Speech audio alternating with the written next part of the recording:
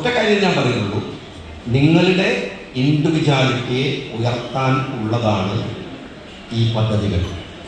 ദയവ് ചെയ്ത് മന്ത്രിമാരുടെ പരിപാടിക്ക് ആളെ തികക്കാനുള്ളതല്ല കുടുംബശ്രീയും അതുപോലെ തന്നെ നിങ്ങളുടെ ഈ ഹരിതകർമ്മസേനയും നിങ്ങൾ മനസ്സിലാക്കണം.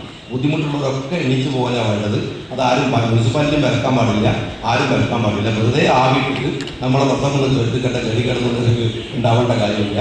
നിങ്ങൾ അന്തസ്സോടു കൂടി നിങ്ങളൊരു കർമ്മം ചെയ്യാണ്, നിങ്ങളുടെ പേഴ്സണാലിറ്റിയെ നിങ്ങൾ ഡെവലപ്പ് ചെയ്യാണ്.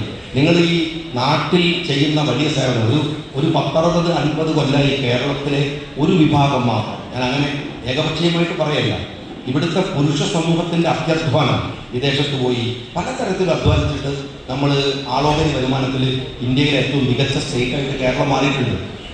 സ്ത്രീകൾ കൂടെ അധ്വാനിക്കുന്ന ഒരു പുതിയ പരിപ്രശ്യം കേരളത്തിൽ വന്നിട്ടുണ്ട്. നിങ്ങളിപ്പോൾ ഫീൽഡിലാണ്, മക്കളും ബുദ്ധിമുട്ടും കുടുംബമൊക്കെ നോക്കുകയാണെങ്കിൽ അതൊക്കെ മറികടന്ന് അതിൻ്റെയൊക്കെ മുകളിൽ നിങ്ങൾ ബിസിനസ്സുകാരായ ആളുകളുണ്ട്, ഓണ്ടർപ്രണേഴ്സ് ഉണ്ട്, അധ്വാനിക്കുന്നുണ്ട്. അവിടെയൊക്കെ നിങ്ങൾ വന്നിട്ടുണ്ട്. അങ്ങനെ വന്ന് നിങ്ങൾ കൂടെ ഈ രാജ്യത്തെ നിർമ്മിക്കുന്നതിലെ വലിയ പങ്കാളിത്തത്തിലേക്ക് വരുമ്പോൾ ഒരു 10 കൊല്ലം 20 കൊല്ലമൊക്കെ നമ്മൾ കഴിയുമ്പോഴേക്കും കേരളത്തിൽ തന്നെ അതിൻ്റെ വികസനത്തിൽ വലിയ പങ്ക് വഹിക്കുന്നവരുടെ കൂട്ടത്തിൽ നിങ്ങൾ ഒക്കെ ഉണ്ടാവും. അത് BEd and DEI ED and ITI കോളേജുകളിലേക്കുള്ള അഡ്മിഷൻ ആരംഭിച്ചിരിക്കുന്നു. Ideal arts and science college, Cherpulassery.